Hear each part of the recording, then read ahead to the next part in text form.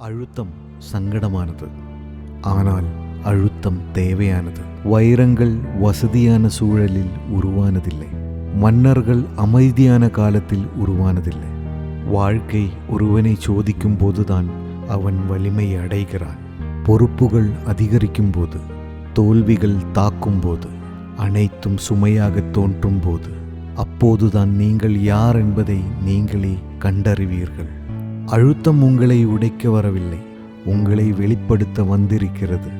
உங்களை இன்னும் வலிமையாக்க, உங்களுக்குள் இருக்கும் அந்தர்மனை விழித்தெழச் செய்ய. எனவே வாழ்க்கை இப்போது கடினமாக இருந்தால் நல்லது. ஏனென்றால் வசதிகள் பலவீனமானவர்களையே உருவாக்கும், ஆனால் அழுத்தம் போர் வீரர்களை உருவாக்கிறது. உறுதியோடு இருங்கள்.